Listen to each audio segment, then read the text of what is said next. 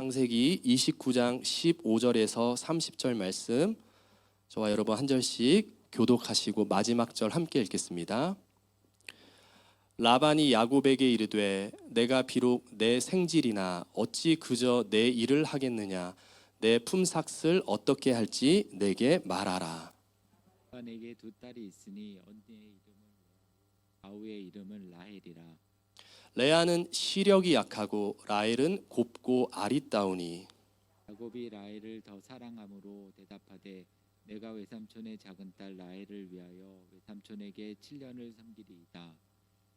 라반이 이르되 그를 내게 주는 것이 타인에게 주는 것보다 나으니 나와 함께 있으라. 야곱이 라헬을 위하여 7년 동안 라반을 섬겼으나 그를 사랑하는 까닭에 7년을 며칠같이 여겼더라. 야곱이 라반에게 이르되 내 기한이 찼으니 내 아내를 내게 주소서. 내가 그에게 들어가겠나이다. 라반이 그곳 사람을 다 모아 잔치하고 저녁에 그의 딸 레아를 야곱에게로 데려가매 야곱이 그에게로 들어가니라. 라반이 또 그의 여종 실바를 그의 딸 레아에게 시녀로 주었더라. 야곱이 아침에 보니 레아라 라반에게 이르되 외삼촌이 어찌하여 내게 이같이 행하셨나이까. 내가 라헬을 위하여 외삼촌을 섬기지 아니하였나이까. 외삼촌이 나를 속이심은 어찌 됨이니이까. 라반이 이르되 언니보다 아우를 먼저 주는 것은 우리 지방에서 하지 아니하는 바이라. 이를 위하여 7일을 채우라. 우리가 그도 내게 주리니 내가 또 나를 7년 동안 섬길지니라. 야곱이 그대로 하여 그 7일을 치음에 라반이 딸 라헬도 그에게 아내로 주고 라반이 또 그의 요정 빌하를 그의 딸 라헬에게 주어 시녀가 되게 하매 야곱이 또한 라헬에게로 들어갔고 그가 레아보다 라헬을 더 사랑하여 다시 7년 동안 라반을 섬겼더라. 아멘. 담임 목사님 말씀 전해 주시겠습니다.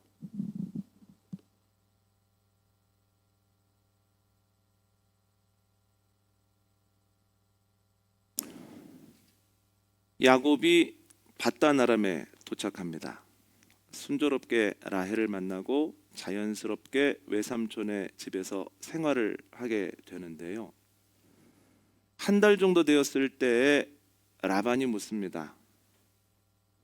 자네가 내 생질이지만 어떻게 계속 그냥 일을 시키겠는가? 품삯을 어떻게 하면 좋을지 자네가 한번 얘기해 보게. 한 달 동안 일을 시켜보니까 야곱의 손이 아주 야무졌거든요. 이에 야곱이 이렇게 대답을 합니다. 제가 7년 동안 품삯을 받지 않고 일을 할 터이니 둘째 딸 라헬을 저에게 주십시오. 그러니까 라반이 이 제안을 받아들입니다. 라헬을 얻기 위해서 열심히 일을 하는데 라헬을 얼마나 사랑하였던지 그 7년이 며칠 동안인 것처럼 느껴졌다라고 하는 것이 오늘 본문의 내용입니다. 때가 되어서 결혼시켜 달라고 합니다. 라반이 결혼 잔치를 열거든요. 그러니까 야곱이 아내와 함께 합니다. 그런데 그 다음날 아침에 보니 라헬이 아니라 그의 언니 레아인 거예요. 남을 속이는데 일가견이 있었던 야곱도 상상 못한 일입니다. 그래서 외삼촌에게 따지죠. 이게 무슨 일입니까? 내가 라헬을 위해서 7년을 일했는데요. 그랬더니 너무나 당당하게 우리 고장에서는 언니보다 동생이 먼저 시집가는 법은 없네. 이건 당연한 거니 그렇게 알고 있게 이렇게 얘기를 하죠. 그리고는 혼인잔치가 끝나는 일주일 뒤에 라헬도 아내로 줄 터이니 또다시 7년을 품삯 받지 말고 일을 하라고 합니다. 야곱이 이 제안을 받아들입니다. 그래서 혼인잔치가 끝나는 일주일 뒤에 야곱은 라헬을 아내로 맞아들입니다.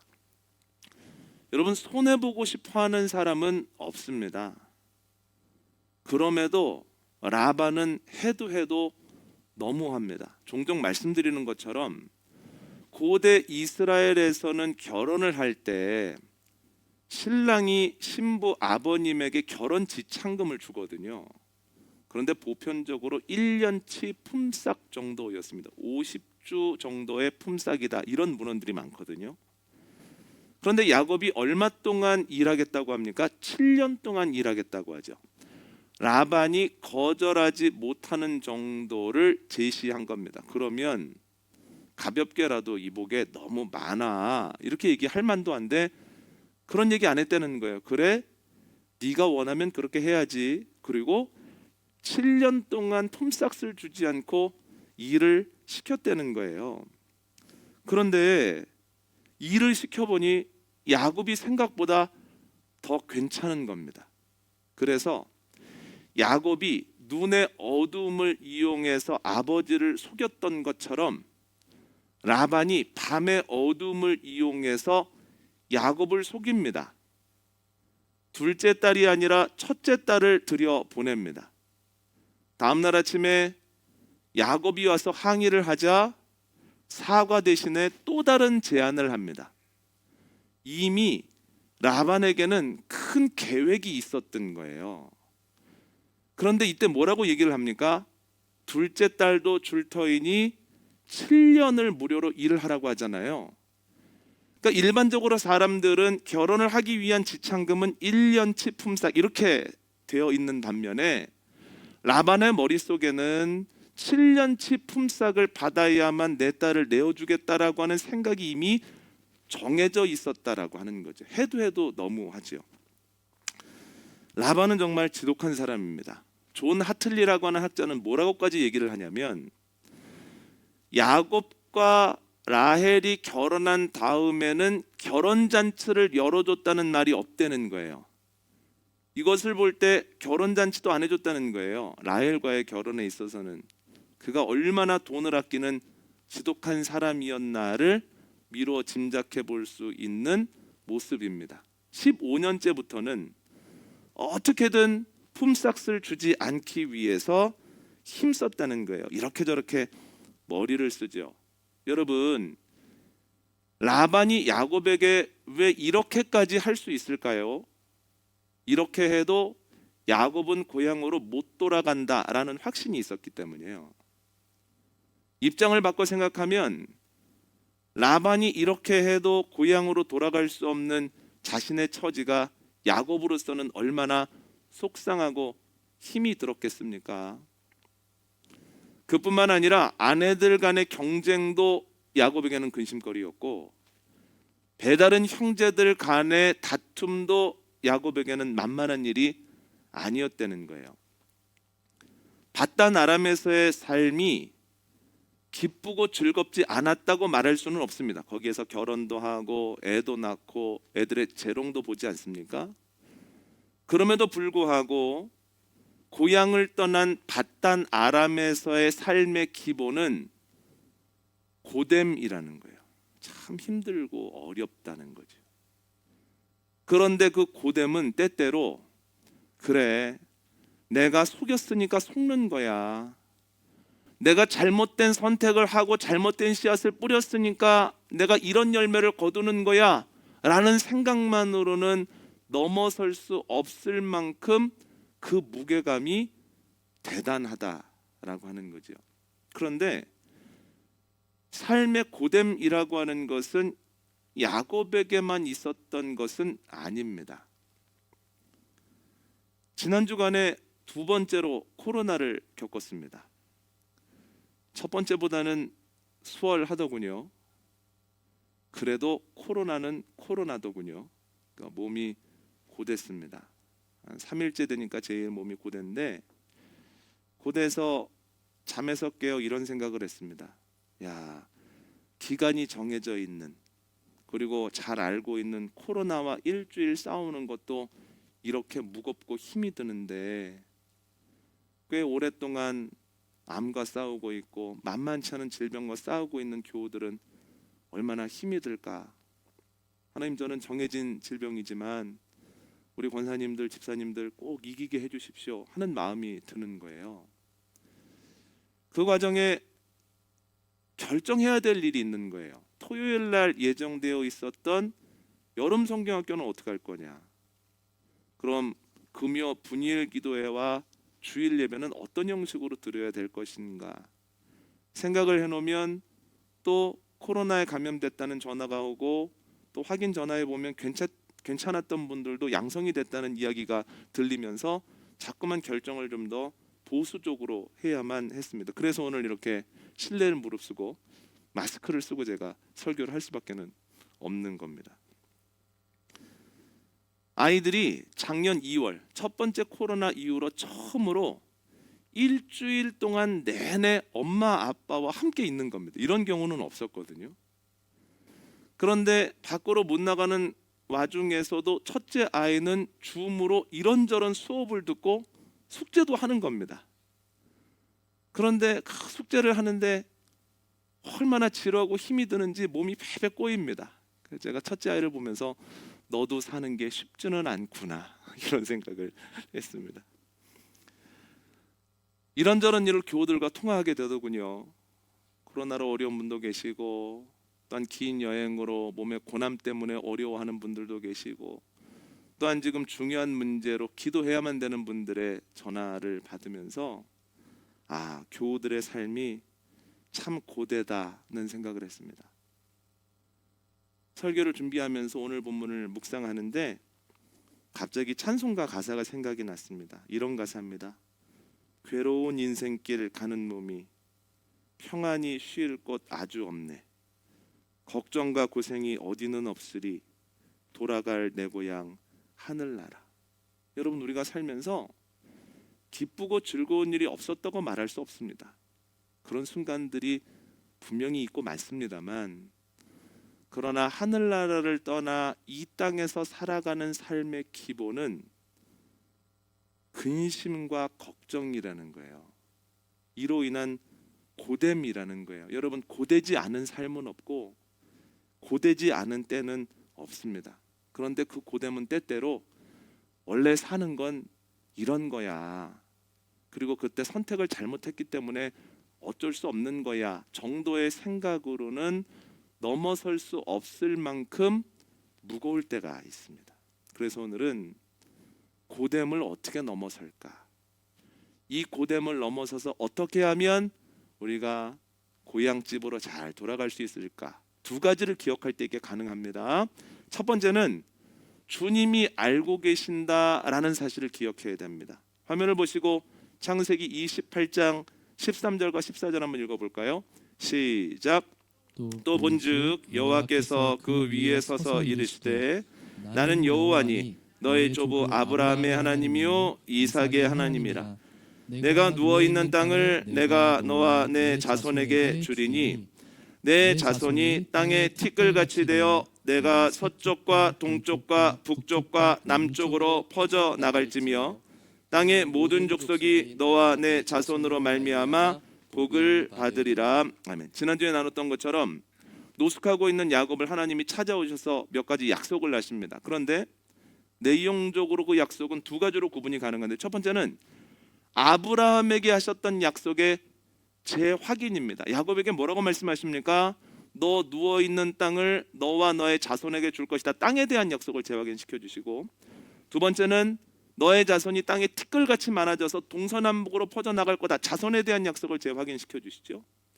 두 번째 주시는 약속이 뭐냐면 밧단 아람으로 가고 있는 야곱의 상황에 맞는 말씀을 약속으로 주신다는 거. 이런 말씀하시죠. 내가 너와 늘 함께 할 거다. 너를 지켜줄 거다. 그래서 너 무사하게 이 땅으로 돌아오게 될 것이다. 이게 야곱의 상황에 맞춤으로 주시는 약속이라는 거예요. 그런데 한 번만 더 생각을 해보면 주님의 약속에는 야곱의 앞으로의 삶의 모습에 대한 힌트가 들어있는 거예요. 두 가지 의미가 들어있는. 첫 번째는 야곱에게 이런 말씀하시는 겁니다. 야곱아, 너의 여정이 짧지 않을 거다. 짧지 않기 때문에 어디를 가든지 함께 할 거다. 이런 말씀하시는 겁니다. 짧았다면 그런 말씀 안 하셨을 거예요. 야곱과 리브가가 예상했던 것처럼 며칠의 여정이었다면, 한두 달의 여정이었다면 이런 약속 주실 필요 없습니다. 두 번째는 뭐냐면 야곱아, 쉽지 않을 거다라는 거예요. 야곱의 삶이 앞으로 고될 것이기 때문에 어디를 가든지 지킨다라고 말씀하시죠.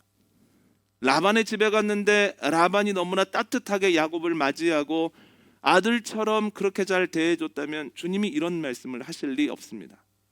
그의 여정이 짧지 않고 쉽지 않을 것이기 때문에 이런 말씀을 하셨죠.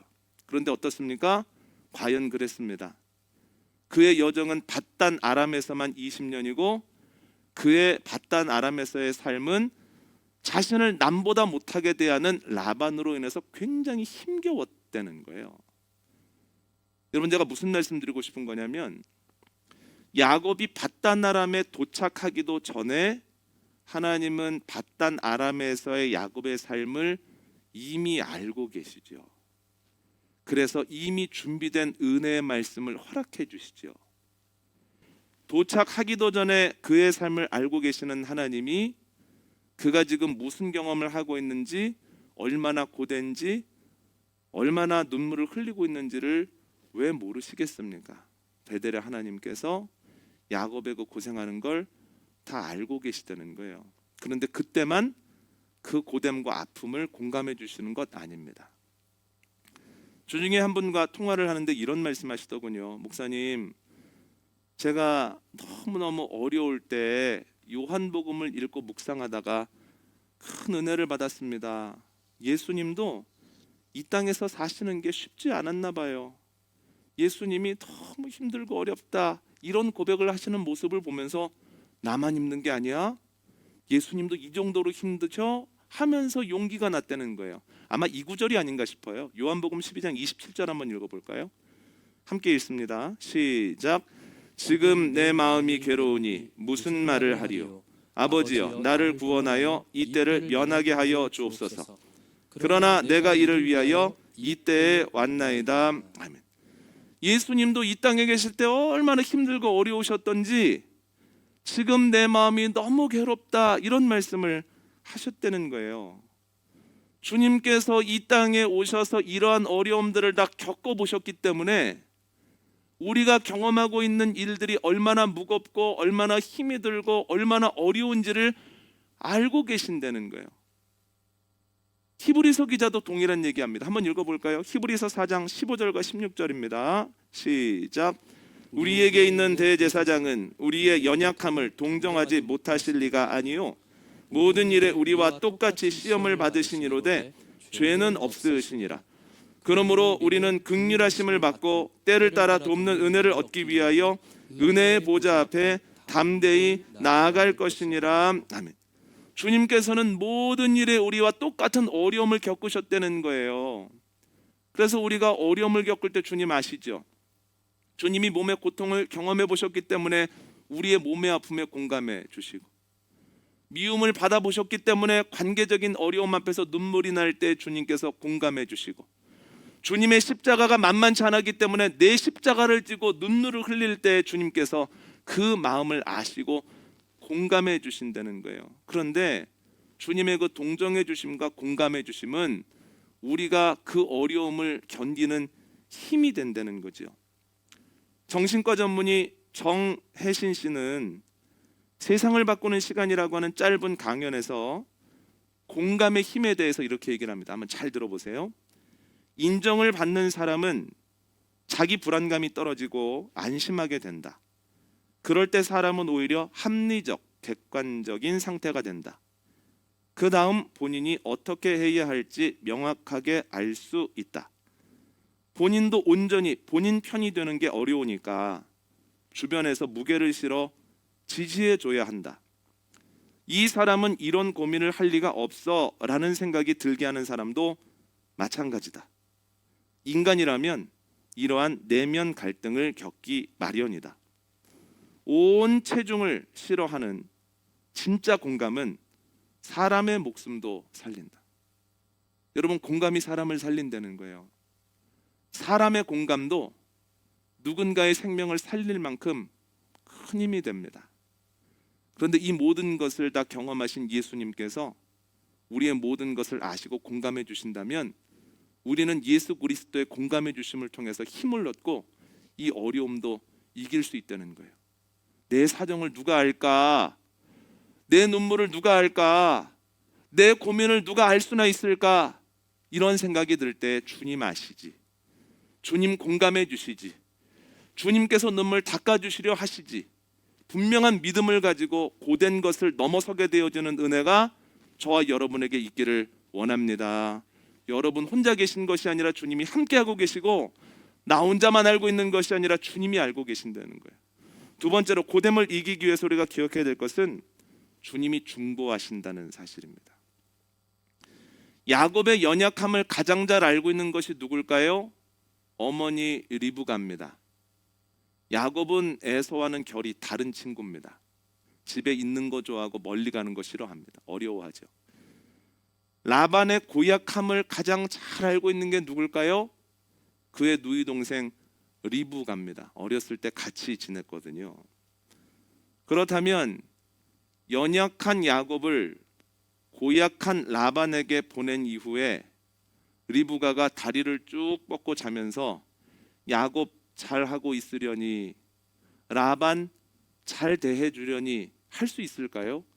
그렇지 않다는 거예요. 성경에는 나와 있지 않지만 우리의 상식으로는 연약한 야곱을 고약한 라반의 집에 보내놓고 매일매일 아침 저녁으로 어머니로서 기도할 수밖에 없다는 거죠. 주님, 우리의 실수로 이런 일이 일어났는데 함께 가줄 수 없는 상황입니다. 주님께서 함께 해주시고, 주님께서 지켜주시고, 주님께서 공급해 주시면 안 되겠습니까? 내가 닦아줄 수는 없지만 주님께서 그의 눈물 닦아주시면 안 되겠습니까?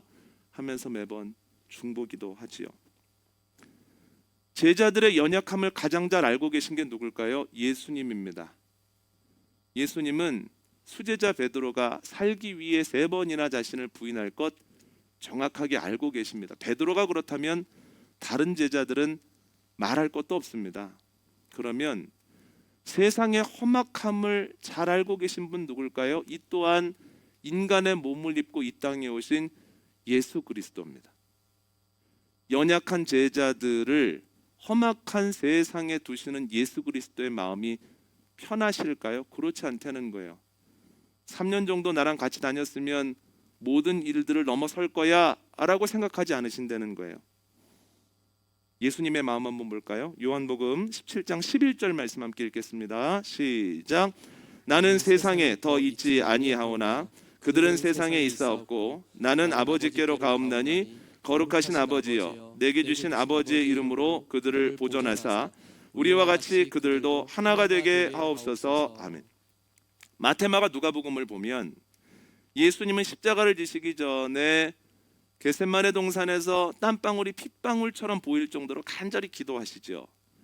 아버지, 이 잔을 저에게서 치워주실 수 없습니까? 그러나 내 원대로 마시옵고 아버지의 원대로 하옵소서. 아버지의 뜻대로 하옵소서. 그런데 요한복음의 초점은 조금 다릅니다. 여러 기도 중에 다른 기도에 초점을 맞추고 있는데 바로 제자들에 대한 중보입니다. 이제 예수님 십자가 지시면 3일 뒤에 부활하시지 않습니까?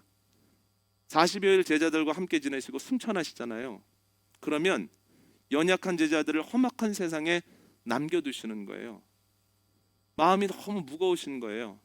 그래서 십자가를 앞두고서도 제자들을 위해 중보기도 하십니다. 왜냐하면 남겨진 제자들이 세상에 미움받을 거거든요. 왜냐하면 그들은 세상에서 살지만 세상에 속한 자들이 아니기 때문입니다. 그래서 예수님께서 이렇게 기도하십니다. 주님, 이 제자들을 보존하여 주옵소서. 또한 제자들이 시간이 가면 갈수록 하나 되고 거룩하게 되게 하여 주옵소서. 예수님의 기도는 제자들이 세상을 이기는 힘이 된다는 거예요. 여러분, 중보기도는 힘입니다. 그런데 주님이 그때만 기도하고 계신 건 아닙니다. 한번 읽어볼까요? 히브리서 7장 25절 말씀 함께 읽습니다. 시작. 그러므로 자기를 힘입어 하나님께 나아가는 자들을 온전히 구원하실 수 있으니 이는 그가 항상 살아계셔서 그들을 위하여 간구하심이라. 아멘. 예수님은 지금도 살아계시고 지금 주님을 따르는 이들을 위해서 여전히 간구하고 계신다는 거예요. 그 주님으로 인하여서 우리가 온전히 구원받을 수 있다는 거죠. 로마서 말씀 한번 읽어볼까요? 동일한 내용이 나옵니다. 로마서 8장 34절입니다. 시작. 누가 정죄하리요? 죽으실 뿐 아니라 다시 살아나신 이는 그리스도 예수시니 그는 하나님 우편에 계신 자요 우리를 위하여 간구하시는 자시니라. 아멘. 다시 사신 예수 그리스도께서 지금 어디 계십니까? 하나님 우편에 계시죠. 우편에서 무엇을 하고 계십니까? 우리를 위해 간구하고 계신다는 거예요. 성경이 우리에게 약속하는 바가 있습니다. 의인의 간구는 역사하는 힘이 큽니다. 의인의 기도도 간구도 역사하는 힘이 큰데 흠이 없으신 예수 그리스도의 간구와 기도는 얼마나 큰 힘이 되겠습니까? 그러니까 예수님이 하나님의 우편에서 하시는 기도는 우리에게 놀라운 힘이 된다는 거예요. 어떤 일이 일어날까요? 로마서 8장 37절 함께 읽습니다. 시작. 그러나 이 모든 일에 우리를 사랑하시는 이로 말미암아 우리가 넉넉히 이기느니라. 아멘. 여러분, 우리를 사랑하시고 우리를 위해서 지금도 간구하시는 주님의 은혜로 인하여서 우리가 모든 것을 넉넉히 이기게 되어질 줄 믿습니다. 사는 동안 우리에게 고됨이 없을 수는 없습니다. 예상하지 못한 일들도 만나게 됩니다. 그러나 분명한 것은 주님께서 우리를 위해 지금도 간구하심으로 그 모든 것을 넉넉히 이기게 하신다는 거예요. 몸에 약함이 있으십니까? 마음이 어려우십니까? 옆에 있는 이들 때문에 힘드십니까? 종류는 다를지라도 주님께서 간구하시는 가운데 이 모든 것을 넉넉하게 이기게 하실 줄 믿습니다. 중보하고 계시는 주님을 바라보는 가운데 힘을 내고 승리하는 은혜가 저와 여러분에게 넘쳐나기를 원합니다. 오늘 말씀 정리합니다. 야곱이 외삼촌의 집에 도착합니다. 그런데 그때부터 고된 삶이 계속되죠. 내가 뿌린 씨앗이야 어쩔 수 없어 라고 이기기에는 너무 무겁다는 거예요. 우리들의 삶도 바다나람의 야곱의 삶과 비슷합니다.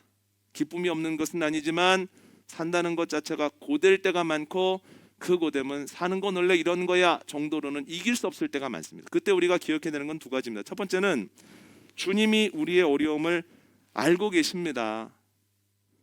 여러분, 하나님은 야곱이 바다나람에 가기도 전에 그의 삶을 알고 계셨습니다.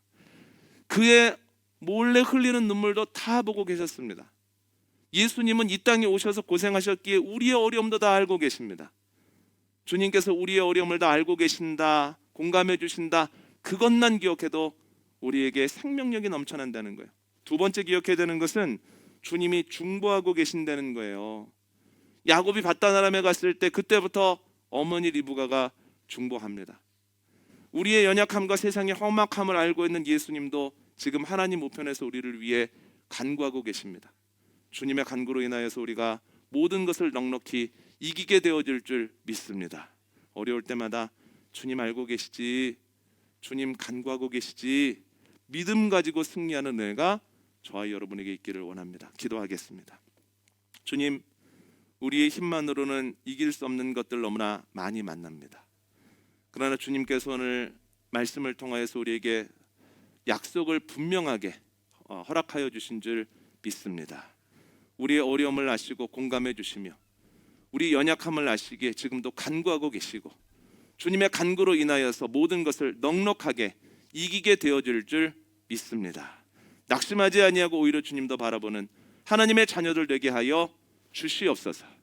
지금의 어려움이 간증되어지는 역사가 하나님의 자녀들에게 넘치게 하여 주시옵소서. 예수님의 이름으로 기도합니다. 아멘.